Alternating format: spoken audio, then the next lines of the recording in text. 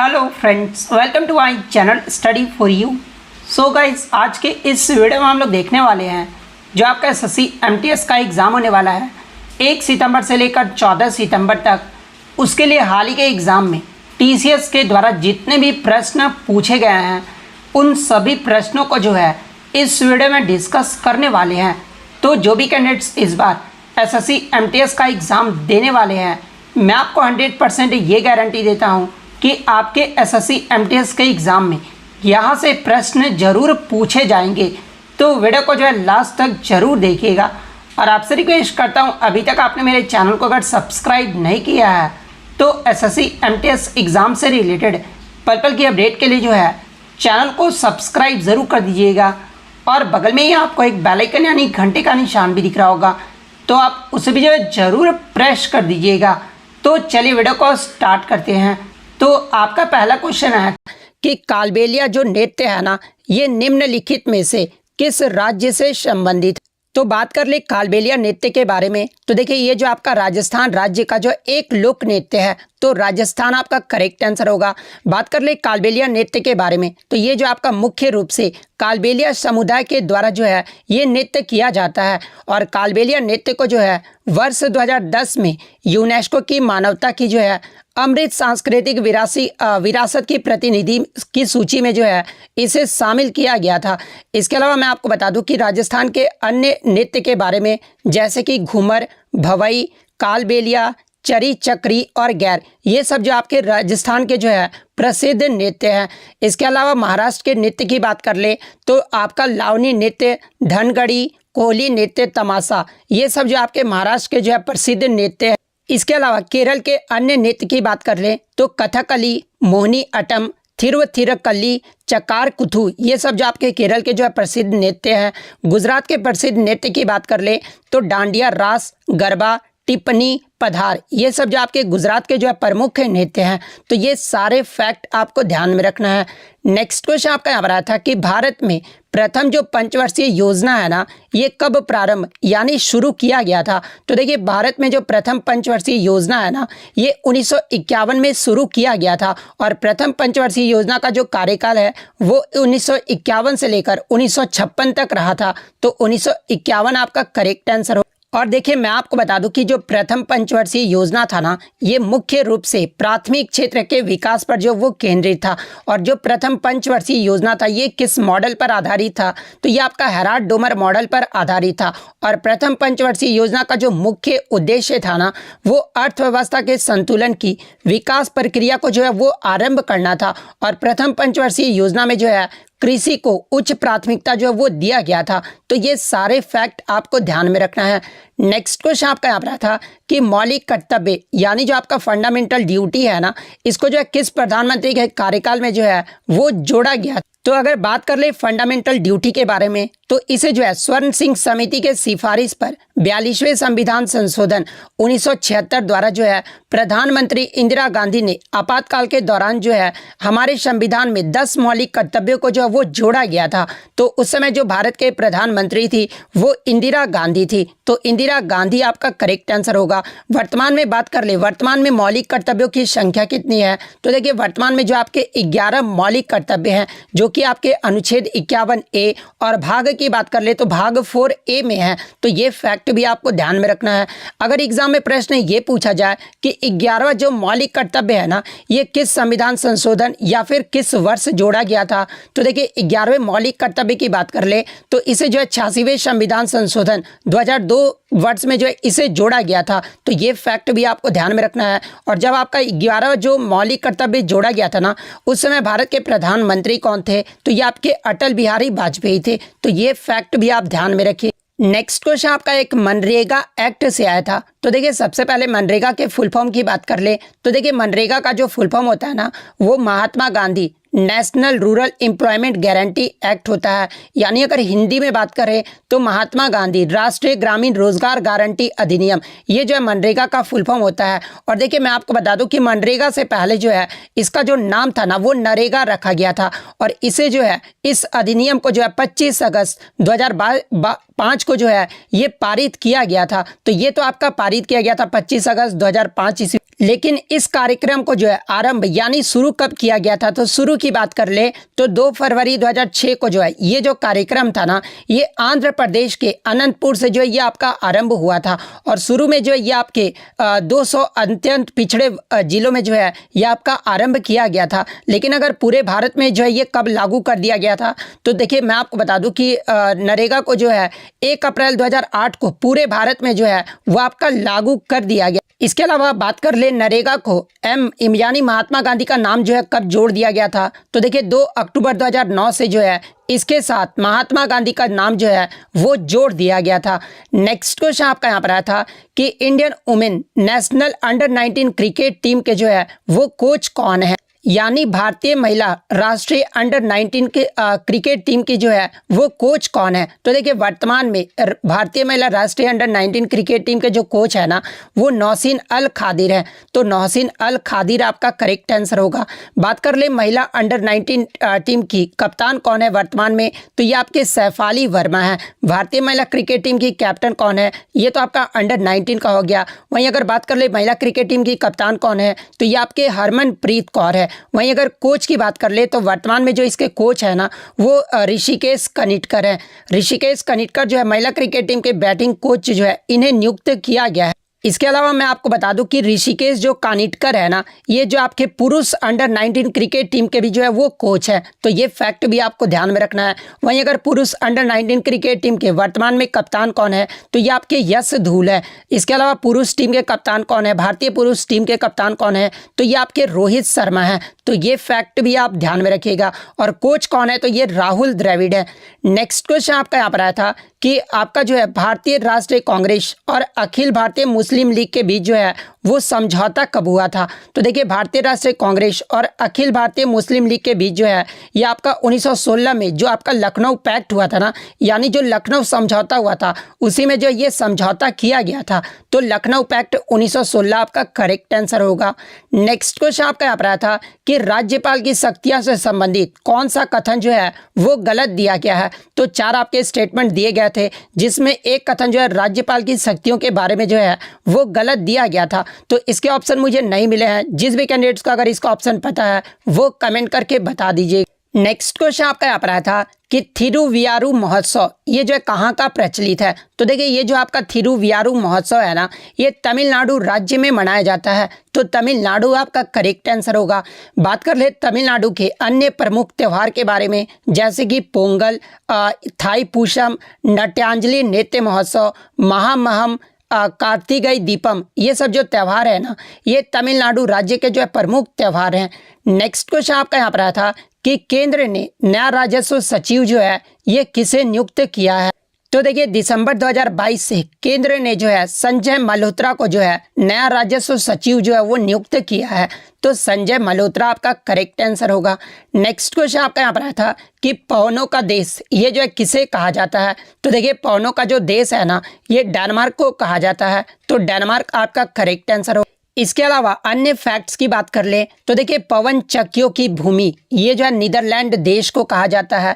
डूबते हुए सूर्य का देश जो है यहाँ पर नॉर्वे नहीं, यहाँ पर आप ब्रिटेन कर लीजिएगा, ठीक है। तो डूबते हुए सूर्य का जो देश है ना वो आपका ब्रिटेन देश को कहा जाता है। और देखिए नॉर्वे को जो है क्या कहा जाता है, तो मध्य रात्रि का जो सूर्य है ना वो नॉर्वे देश को कहा जाता है। तो ये फैक्ट भी आपको ध्यान में रखना है। उगते सूरज की भूमि जो है ये जापान देश को कहा जाता है।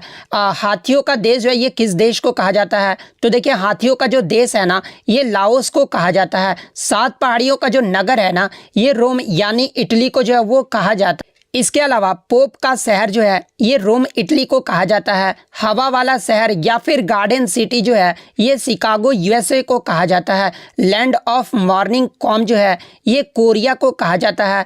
Land of the golden please जो है ये ऑस्ट्रेलिया को कहा जाता है। लैंड ऑफ कंगारू भी जो है ये आपका ऑस्ट्रेलिया को कहा जाता है। लैंड ऑफ गोल्डन उल ये भी जो आपका ऑस्ट्रेलिया को कहा जाता है। इसके अलावा लैंड ऑफ 1000 लेक्स ये जो है फिनलैंड देश को कहा जाता है। तो ये सारे फैक्ट जो आप जरूर ध्यान में रखिएगा। नेक्स्ट क्वेश्चन आपका यहाँ पर आया था कि वर्तमान भारत के महान्यायवादी यानी अटॉर्नी जनरल ऑफ इंडिया ये जो है कौन है।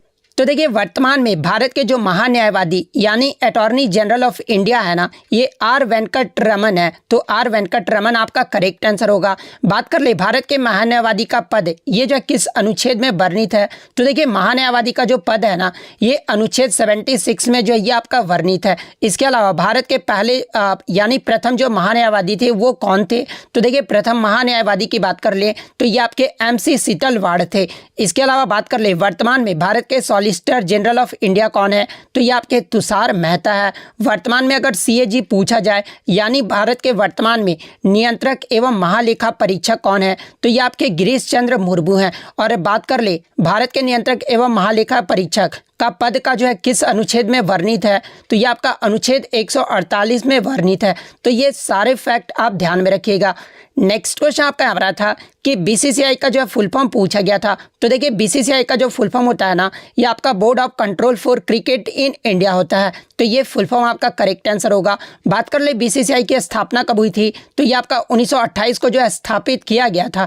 बात कर ले BCCI के वर्तमान में अध्यक्ष कौन है, तो ये आपके रोजर बिन्नी है। वर्तमान में CEO कौन है, तो ये आपके हेमंग अमीन है। उपाध्यक्ष की बात कर ले तो ये आपके राजीव शुक्ला हैं। और BCCI के जो वर्तमान में सचिव हैं ये आपके जय शाह हैं। इसके अलावा चीफ नेशनल सेलेक्टर कौन है, तो ये आपके चेतन शर्मा हैं। तो ये सारे फैक्ट आपको ध्यान में रखना। नेक्स्ट क्वेश्चन आपका यहाँ पर आया था कि हरित क्रांति ये जो किससे संबंधित है, तो देखिए अगर बात कर ले ग्रीन रेवोल्यूशन के बारे में, तो देखिए हरित क्रांति जो है ना, ये आपका खाद्यान्न उत्पादन से संबंधित है। तो खाद्यान्न उत्पादन आपका करेक्ट आंसर। इसके अलावा बात कर ले येलो रेवोल्यूशन यानी पीली क्रांति ये जो है किससे संबंधित है, तो ये आपका खाद्य तेल और तिलहन फसलों के से संबंधित है।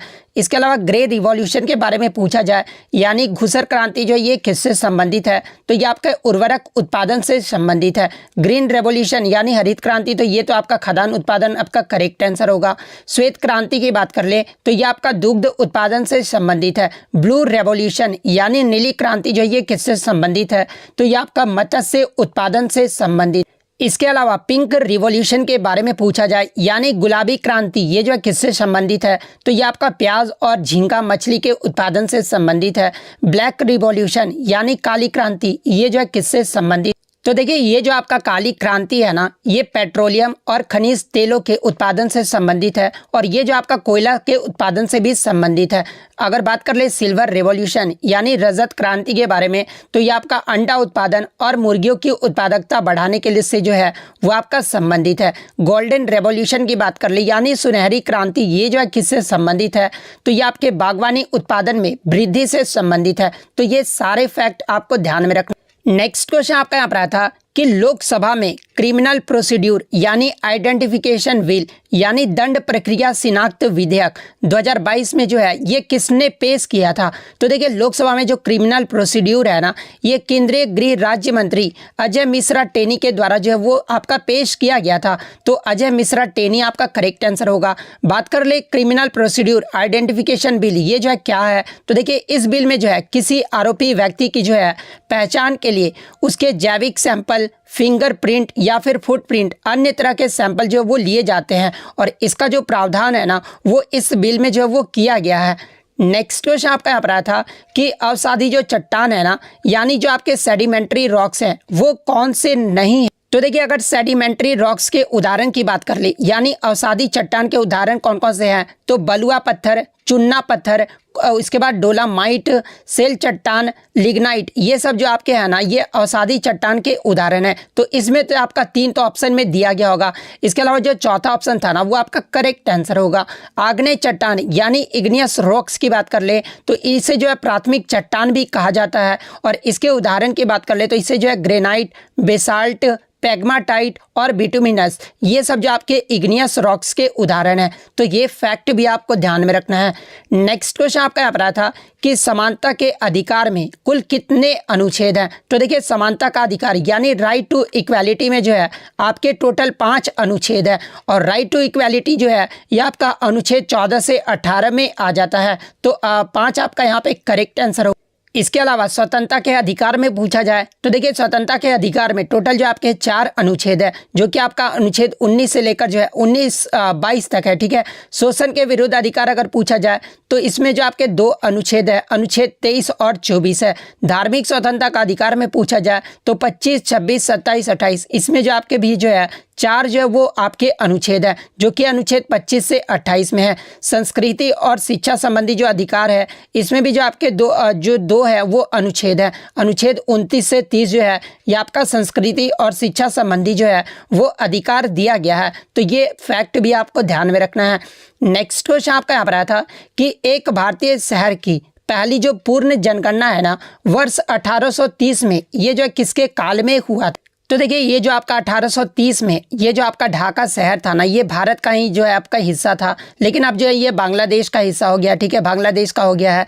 लेकिन मैं आपको बता दूं कि 1830 में भारतीय शहर की जो पहली पूर्ण जनगणना है ना ये जो आपका हेनरी वाल्टर के काल में हुआ था। तो हेनरी वाल्टर आपका करेक्ट आंसर हो।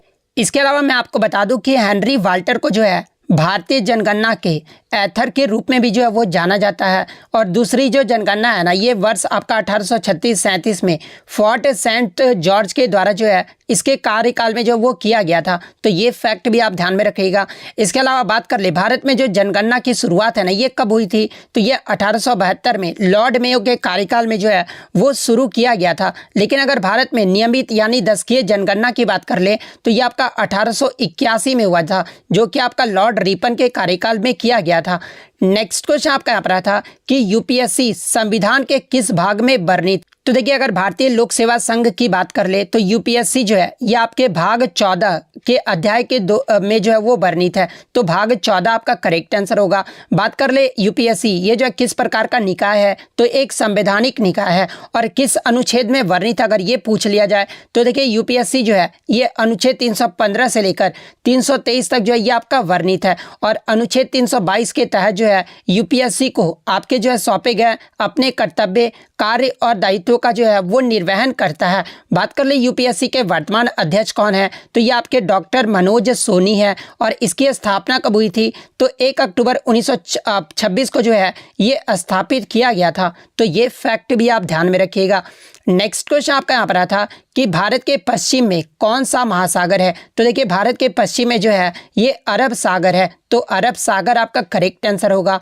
नेक्स्ट क्वेश्चन आपका यहाँ पर आया था कि रिसर्च एंड एनालिसिस विंग यानी रॉ के जो है सचिव कौन है? तो देखिए इनका जो कार्यकाल है वो 1 वर्ष तक बढ़ा दिया गया है। और 23 जून 2023 तक ये जो है सामंत कुमार गोयल जो है वो रॉ के सचिव हैं। तो सामंत कुमार गोयल आपका करेक्ट आंसर होगा। बात कर ले रॉ की स्थापना कब हुई थी? तो इसे जो है 1968 में जो है स्थापित किया गया। नेक्स्ट क्वेश्चन आपका यहाँ पर आया था कि न्यू डेवलपमेंट बैंक यानी एनडीबी की जो स्थापना है ना ये कब हुई थी? तो देखिए एनडीबी का जो अन्य नाम है ना वो ब्रिक्स डेवलपमेंट बैंक है। और इसकी जो स्थापना वो जुलाई 2014 में किया गया था। तो जुलाई 2014 आपका करेक्ट आंसर होगा। बात कर ले एनडीबी का मुख्यालय कहाँ पर है? तो ये आपका संघाई चाइना में है। नेक्स्ट क्वेश्चन आपका यहाँ पर आया था कि रूसा का जो है फुल फॉर्म पूछा गया था। तो देखिए रूसा का जो फुल फॉर्म होता है ना वो राष्ट्रीय उच्चतर शिक्षा अभियान होता है। तो राष्ट्रीय उच्चतर शिक्षा अभियान आपका करेक्ट आंसर होगा। रूसा की स्थापना कब हुई थी? तो ये 2013 में जो है स्थापित किया गया था। नेक्स्ट क्वेश्चन आपका यहाँ पर आया था कि लोसांग जो त्यौहार है ना ये किस राज्य में मनाया जाता है? तो देखिए ये जो आपका लोसांग त्यौहार है ये सिक्किम राज्य में मनाया जाता है। तो सिक्किम आपका करेक्ट आंसर होगा। नेक्स्ट क्वेश्चन आपका यहाँ पर आया था कि एशियन गेम 2018 में कुल कितने इवेंट हुए थे? तो देखिए मैं आपको बता दूं कि 2018 का जो एशियन गेम्स हुआ था ना ये आपका जकार्ता और इंडोनेशिया के शहर जकार्ता एंड पैलमबर्ग शहर में हुआ था। और इसमें जो आपके 40 खेलों में जो है 465 इवेंट्स हुए थे। तो 465 आपका करेक्ट आंसर हो। इसके अलावा बात कर ले 2022 का एशियन गेम्स ये जो है कहाँ पर हुआ था? तो ये आपका हैंगजाऊ चाइना में हुआ था। 2026 का कहाँ पर होगा? तो ये आपका एची एंड नागोवा जापान में होगा। तो ये फैक्ट भी आप ध्यान में रखिएगा। नेक्स्ट क्वेश्चन आपका यहाँ पर था कि 2021 में ये जो किसे पद्मश्री मिला? क्वेश्चन ये नहीं था, क्वेश्चन ये था कि 2021 में किस नर्तक को जो है पद्मश्री अवार्ड से सम्मानित किया गया है? तो देखिए 2021 में नर्तक की बात कर ले तो ये जो आपका मंजमा जोगाती को जो है वो वो आपका पद्मश्री से सम्मानित किया गया है। तो मंजमा जोगाती आपका करेक्ट आंसर होगा। बात कर ले 2021 में कितने लोगों को जो है पद्म से जो है वो अवार्ड से सम्मानित किया गया।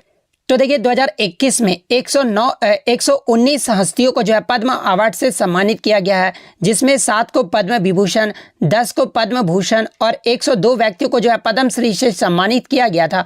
2022 की बात कर ले तो 2022 में जो है टोटल 128 व्यक्तियों को जो है पद्म अवार्ड से सम्मानित किया गया था, जिसमें 4 लोगों को जो है पद्म विभूषण से, 17 लोगों को पद्म भूषण से और 107 लोगों को जो है पद्मश्री से सम्मानित किया गया था। तो ये फैक्ट भी आपको ध्यान में रखना है। नेक्स्ट क्वेश्चन आपका यहाँ पर आया था कि चंद्रगुप्त मौर्य ने जो है किस जानवर को हीरे ज्वारात से जो वो सजाया था। तो देखिए मौर्य साम्राज्य में जो है हाथी एक ऐसा जानवर था जिसे हीरे ज्वारात से जो वो सजाया जाता था। तो हाथी आपका यहाँ पे करेक्ट आंसर होगा। नेक्स्ट क्वेश्चन आया था कि who has been appointed as the lifetime president of YSR Congress party in 2022, यानी YSR कांग्रेस पार्टी के 2022 में जो है लाइफ टाइम अध्यक्ष के रूप में ये जो है किसे नियुक्त किया गया है। तो देखिए 2022 में YSR कांग्रेस पार्टी के लाइफ टाइम अध्यक्ष के रूप में जो है ये YS जगमोहन रेड्डी को जो वो नियुक्त किया गया है। तो जगमोहन रेड्डी आपका करेक्ट आंसर हो। नेक्स्ट क्वेश्चन आपका यहाँ पर आया था कि निशा गांधी नृत्य उत्सव ये जो है किस राज्य में मनाया जाता है। तो देखिए निशा गांधी नृत्य उत्सव की बात कर ले तो ये आपका केरल राज्य में मनाया जाता है। तो केरल आपका करेक्ट आंसर होगा। इसके अलावा केरल के शास्त्रीय नृत्य की बात कर ले तो कथकली और मोहिनीअट्टम ये जो 2 नृत्य है ना ये केरल के शास्त्रीय नृत्य हैं। इसके अलावा केरल के लोक नृत्य की बात कर ले तो काकाकड़सी काली, दपू काली, सरपम ठुल्लू, कवादियोटम, भद्रकाली थुल्लल, वेदा काली, थियाटू नृत्य, कोलम थुल्लल, थम्पी थुल्लल, इसके बाद कुम्मी डांस, कुडुआ काली, कुमती नृत्य, ये सभी जो आपके नृत्य है ना ये आपके केरल राज्य के जो है ये लोक नृत्य है। तो ये केरल के लोक नृत्य को भी जो है आप जरूर ध्यान में रखिएगा। नेक्स्ट क्वेश्चन आपका यहाँ पर आया था कि मार्च 2022 में यूपी यानी उत्तर प्रदेश के मुख्यमंत्री के रूप में जो है ये किसने दूसरी बार जो है ये शपथ लिए हैं। तो देखिए मार्च 2022 में उत्तर प्रदेश में जो आपका इलेक्शन हुआ था ना इसमें मुख्यमंत्री के रूप में दूसरी बार जो शपथ है ना ये योगी आदित्यनाथ ने लिया है। तो योगी आदित्यनाथ आपका करेक्ट आंसर हो। इसके अलावा मैं आपको बता दूं कि केशव प्रसाद मौर्य और ब्रजेश पाठक ने जो है डिप्टी सीएम के पद की जो वो शपथ लिए हैं। इसके अलावा मैं आपको बता दूं कि 2022 में जो आपके 5 राज्यों में जो आपका इलेक्शन हुआ था उसे भी जो आप जरूर देख कर जाइएगा। जैसे कि पूछ लेता है कि आपका जो पंजाब राज्य में जो है 2022 में मुख्यमंत्री कौन बने। नेक्स्ट क्वेश्चन आपका यहाँ पर आया था कि 36वें राष्ट्रीय खेल 2022 का जो आयोजन है ना ये किस राज्य में किया गया था। तो देखिए ये जो आपका सीजीएल में भी पूछा गया था ये प्रश्न।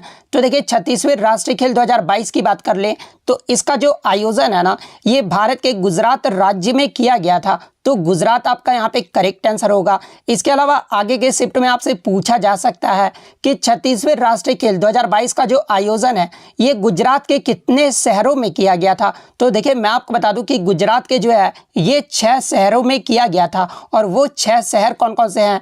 तो पहला आपका अहमदाबाद, सेकंड आपका गांधीनगर, थर्ड आपका सूरत, फोर्थ आपका वडोदरा, फिफ्थ आपका राजकोट और सिक्स्थ आपका भावनगर। ये 6 शहरों में जो है गुजरात के 6 शहरों में 36वें राष्ट्रीय खेल 2022 का जो आयोजन है वो किया गया था।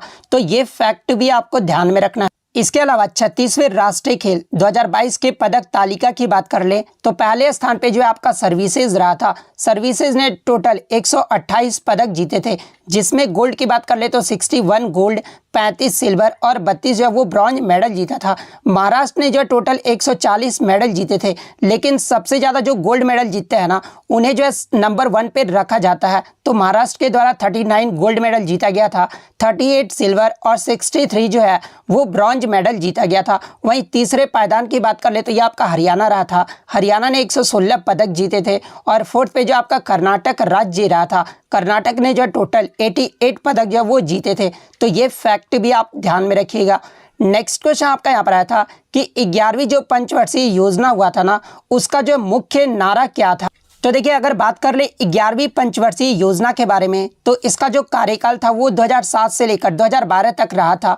और इस समय जो भारत के जो आपके प्राइम मिनिस्टर है ना, वो मनमोहन सिंह रहे थे। और इसका जो मुख्य नारा था वो तेज और अधिक समावेशी विकास की ओर था। तो ये आंसर आपका करेक्ट आंसर होगा।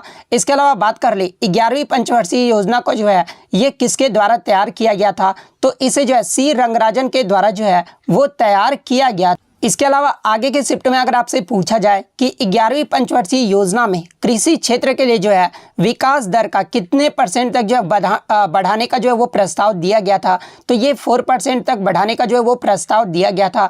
इसके अलावा 10वीं पंचवर्षीय योजना में जो है ये आपका 2.4% था। तो ये फैक्ट भी आप ध्यान में रखिएगा। इसके अलावा मैं आपको बता दूं कि 11वीं पंचवर्षीय योजना में जो है उद्योग और सेवा क्षेत्र के विकास का जो लक्ष्य है ना, वो 9 से लेकर 11% के बीच रहा था। तो ये फैक्ट भी आप जरूर ध्यान में रखिएगा। नेक्स्ट क्वेश्चन आपका यहाँ पर आया था कि अस्पृश्यता का अंत यानी एबोल्यूशन ऑफ अनटचेबिलिटी भारतीय संविधान के कौन से अनुच्छेद में है। तो देखिए ये जो आपका रिपीटेड प्रश्न है, तो देखिए अस्पृश्यता का अंत ये जो आपका अनुच्छेद 17 में है। तो अनुच्छेद 17 आपका करेक्ट आंसर होगा। इसके अलावा बात कर ले अन्य महत्वपूर्ण अनुच्छेद के बारे में, जैसे कि जाति, लिंग या जन्म स्थान के आधार पर भेदभाव, ये जो है कौन से अनुच्छेद से संबंधित है, तो ये आपका अनुच्छेद 15 से संबंधित है। उपाधियों का अंत ये जो आपका अनुच्छेद 18 में है। वाक और अभिव्यक्ति की स्वतंत्रता ये जो आपका अनुच्छेद 19 में है। अपराधों के लिए दोष सिद्धि के संबंध में संरक्षण ये जो आपका अनुच्छेद 20 में है।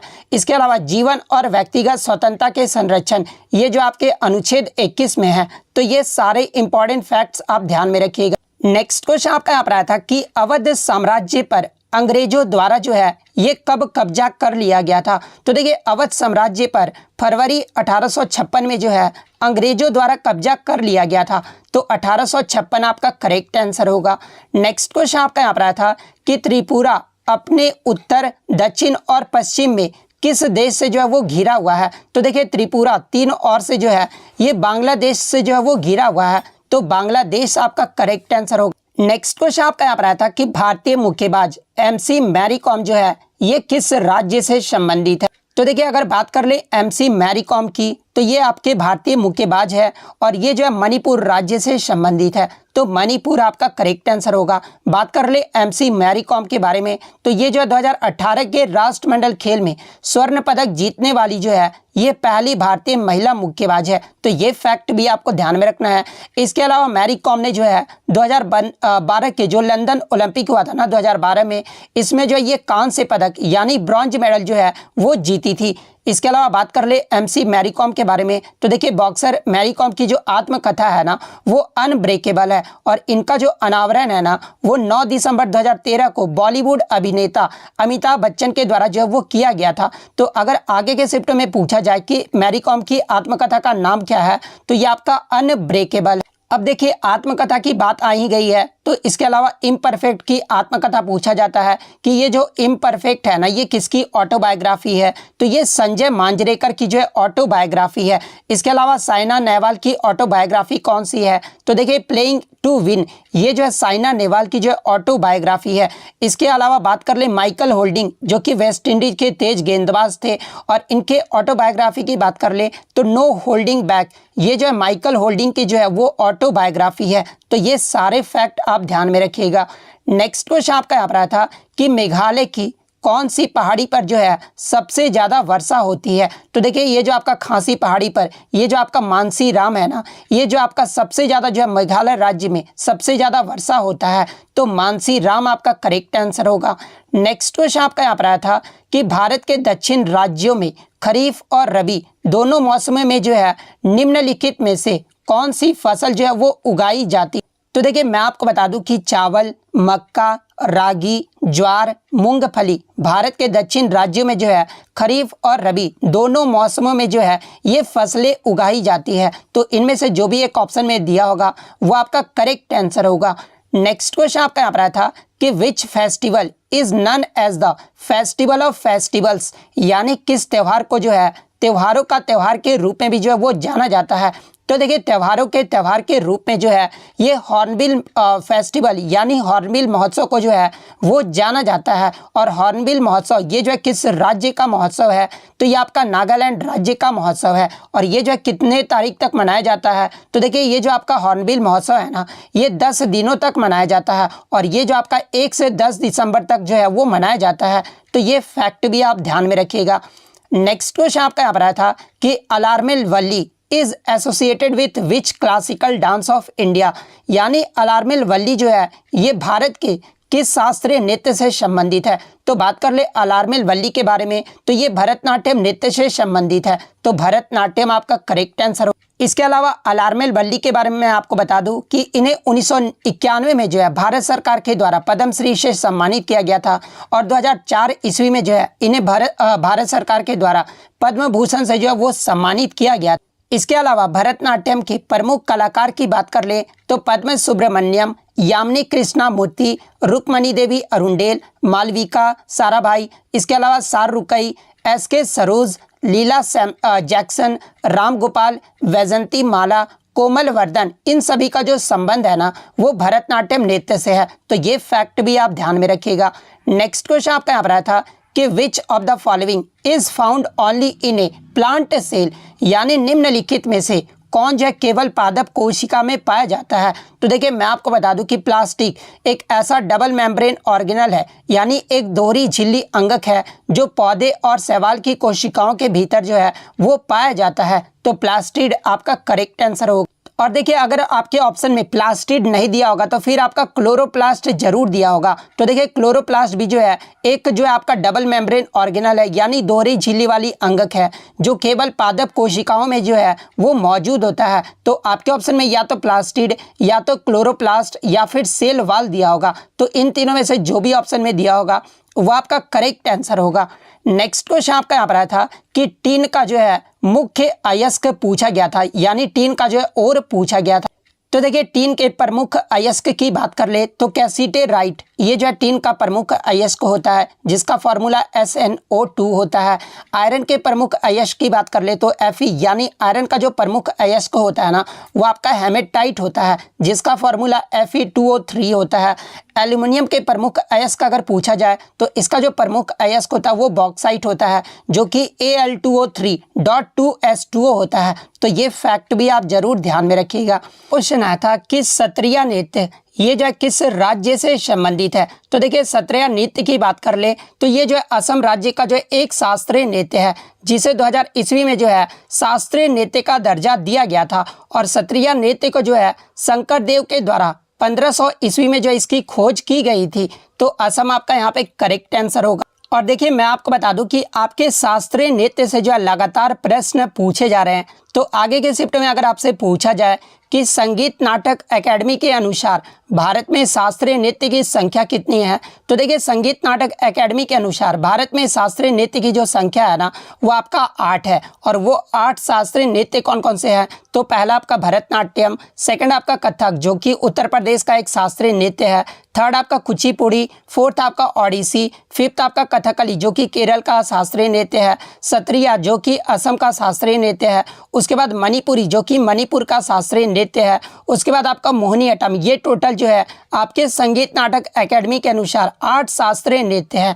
इसके अलावा आगे के शिफ्ट में पूछा जाए कि संस्कृत मंत्रालय के द्वारा कितने जो है भारत में शास्त्रीय नृत्य हैं, तो देखिए संस्कृत मंत्रालय के द्वारा जो है ये 6 नृत्य को भी जो है वो भारत का शास्त्रीय नृत्य जो है वो माना गया है। तो अगर संस्कृति मंत्रालय के अकॉर्डिंग पूछा जाए तो फिर आपका 9 जो है वो करेक्ट आंसर होगा। नेक्स्ट क्वेश्चन आपका यहाँ पर है कि 2011 की जनगणना के अनुसार महिलाओं की जो है साक्षरता दर यानी लिटरेसी रेट पूछा गया था।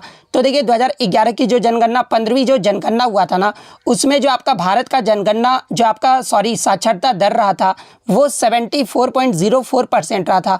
वहीं अगर पुरुषों की साक्षरता दर की बात कर ले तो 82.14% रहा था। वहीं अगर महिलाओं की साक्षरता दर की बात कर ले तो 65.46% रहा था।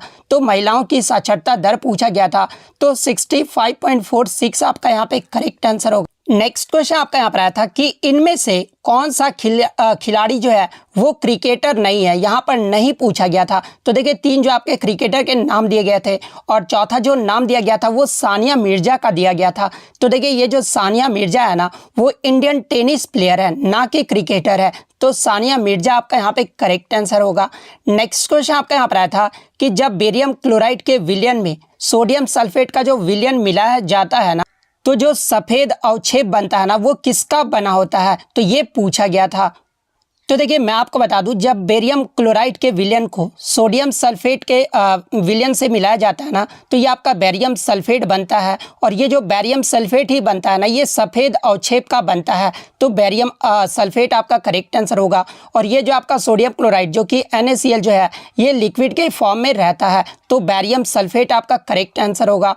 नेक्स्ट क्वेश्चन आपका यहाँ पर था कि स्टार्टअप इंडिया ये जो है किस मंत्रालय की पहल है। तो देखिए स्टार्टअप इंडिया की बात तो इसकी जो घोषणा है ना ये प्रधानमंत्री नरेंद्र मोदी ने 15 अगस्त 2015 को जो है लाल किले नई दिल्ली में से जो है इसकी घोषणा की गई थी। और इसकी शुरुआत की बात कर ले तो स्टार्टअप इंडिया को जो है 16 जनवरी 2016 को बैंक वित्त प्रदान करने और भारत में जो है स्टार्टअप को बढ़ावा देने और समर्थन करने के उद्देश्य से जो है ये आपका स्टार्टअप इंडिया जो वो शुरू किया गया था। और ये जो आपका वाणिज्य एवं उद्योग मंत्रालय का जो है एक पहल है। तो वाणिज्य एवं उद्योग मंत्रालय आपका करेक्ट आंसर होगा। नेक्स्ट क्वेश्चन आपका यहाँ पर आया था कि अगस्त 2022 में वैज्ञानिक व औद्योगिक अनुसंधान परिषद यानी CSIR की जो प्रथम महिला महानिदेशक है ना ये कौन बनी है। तो देखिए हाल ही में अगस्त 2022 में जो है CSIR की जो प्रथम महिला महानिदेशक वो आपकी नल्लाथम्बी क्लाई सेल्वी बनी है। तो नल्लाथम्बी क्लाई सेल्वी आपका करेक्ट आंसर होगा। और देखिए मैं आपको बता दूं कि ये जो आपका CGL के एग्जाम में भी जो है ये प्रश्न पूछा गया था। नेक्स्ट क्वेश्चन आपका यहाँ पर है कि 2022 में शिवसेना से जो है राज्यसभा सदस्य महाराष्ट्र के जो है ये कौन बने हैं। तो देखिए सबसे पहले मैं आपको बता दूं कि महाराष्ट्र में राज्यसभा सीटों की जो संख्या है ना वो टोटल 19 है। तो ये आपको ध्यान में रखना है।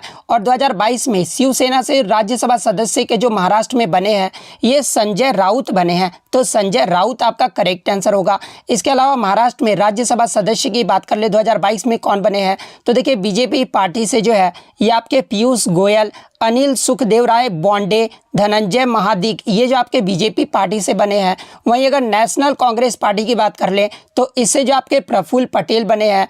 INC पार्टी से जो ये आपके इमरान प्रतापग्राही ये जो आपके INC पार्टी से बने हैं। इसके अलावा मैं आपको बता दूं कि राष्ट्रपति द्वारा जो मनोनीत राज्यसभा के सदस्य 2022 में जो मनोनीत किए गए हैं, जैसे कि आपको पता है कि राष्ट्रपति द्वारा आपके राज्यसभा में जो है 12 सदस्यों को जो है वो मनोनीत किया जाता है। और 2022 में जो है आपके वीरेंद्र हेगड़े को जो कि सोशल कार्य में जो है वो कर्नाटक से जुलाई 2022 में जो है इन्हें मनोनीत किया गया है। इसके अलावा गुलाम अली खताना को जो है जम्मू कश्मीर से सोशल वर्क यानी जो है आपका सोशल वर्क के क्षेत्र में जो है वो राष्ट्रपति द्वारा मनोनीत किया गया है। इसके अलावा विजेंद्र प्रसाद को जो है आंध्र प्रदेश और सिनेमा के क्षेत्र में जुलाई 2022 में जो है ये मनोनीत किया गया है। तमिलनाडु में जो है आपके इलैया राजा जो कि आर्ट्स यानी कला के क्षेत्र में जो है जुलाई 2022 में इन्हें मनोनीत किया गया है। जुलाई 2022 में जो है केरल में स्पोर्ट्स के क्षेत्र में जो है ये PT उषा को जो है ये मनोनीत किया गया है। तो ये सारे फैक्ट आपको ध्यान में रखना है। नेक्स्ट क्वेश्चन आपका यहाँ पर आया था कि वयस्क में कितने पोषक तत्व जो है वो जरूरी होते हैं। तो देखिए अगर वयस्क की बात कर ले तो इसमें जो आपके 6 पोषक तत्व जो है वो जरूरी होते हैं। और वो 6 पोषक तत्व कौन कौन से हैं। तो पहला आपका विटामिन, सेकंड खनिज, थर्ड प्रोटीन, फोर्थ आपका वसा, फिफ्थ आपका पानी और सिक्स आपका कार्बोहाइड्रेट। ये जो आपके 6 वयस्क में जो है वो पोषक तत्व जरूरी है। तो 6 आपका करेक्ट आंसर होगा। नेक्स्ट क्वेश्चन आपका यहाँ पर आया था कि सागा दावा जो उत्सव है ना ये किस राज्य से संबंधित है। तो देखिए ये जो आपका सागा दावा उत्सव है ना ये सिक्किम राज्य में मनाया जाता है। तो सिक्किम आपका करेक्ट आंसर होगा। इसके अलावा सिक्किम के प्रमुख त्यौहार की बात कर ले तो लहबसोल, लोसोंग और ये जो आपका लोसार है, इंटरनेशनल फ्लावर फेस्टिवल, ये सब जो आपके सिक्किम के जो है प्रमुख त्यौहार है। इसके अलावा मैं आपको बता दूं कि ये जो आपका लोसार त्यौहार है ना ये तिब्बतियों का जो है नव वर्ष का भी एक त्यौहार है। तो ये फैक्ट भी आपको ध्यान में रखना है। सिक्किम के लोक नृत्य यानी फोक डांस की बात कर ले तो ये आपके सिंधी छाम, याक छाम, तमांग सेलो, मारूनी नाच, भूटिया फोक डांस, ये सब जो आपके सिक्किम के जो है वो लोक नृत्य हैं।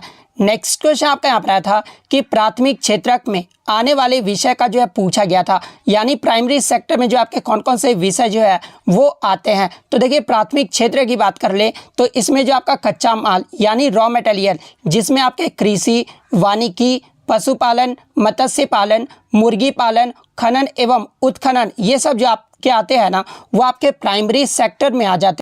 इसके अलावा द्वितीय क्षेत्रक यानी सेकेंडरी सेक्टर की बात कर ले तो इसमें आपके विनिर्माण और उद्योग जो वो शामिल रहते हैं। वहीं अगर टर्शियरी सेक्टर यानी तृतीय क्षेत्र की बात कर ले तो इसमें जो आपके सेवा क्षेत्र आ जाते हैं, जिसमें आपके व्यापार, परिवहन, संचार, बैंकिंग, शिक्षा, स्वास्थ्य, बीमा, बैंकिंग आदि, ये सब जो आपके टर्शियरी सेक्टर में आ जाते हैं। तो ये फैक्ट भी आपको ध्यान में रखना है, यानी सर्विस सेक्टर में आ जाते हैं।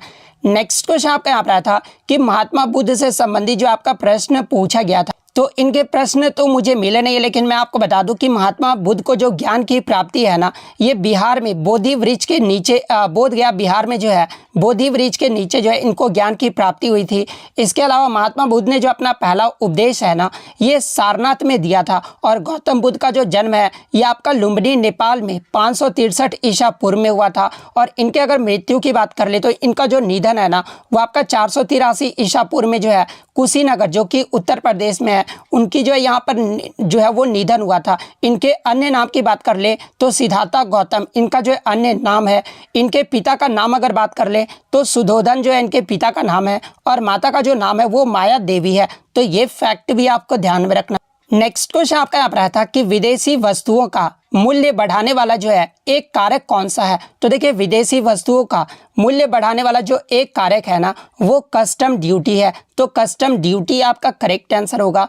नेक्स्ट क्वेश्चन आपका यहाँ पर आया था कि सबसे बड़ा जो लिखित संविधान है ना ये किस देश का है। तो देखिए सबसे बड़े लिखित संविधान की बात कर ले तो ये भारत देश का है। तो भारत आपका करेक्ट आंसर होगा। भारत का जो कितने शब्दों में जो ये लिखित संविधान है, तो देखिए अगर इंग्लिश वर्जन की बात कर ले तो 1,17,369 वर्ड्स में जो है ये लिखा गया है।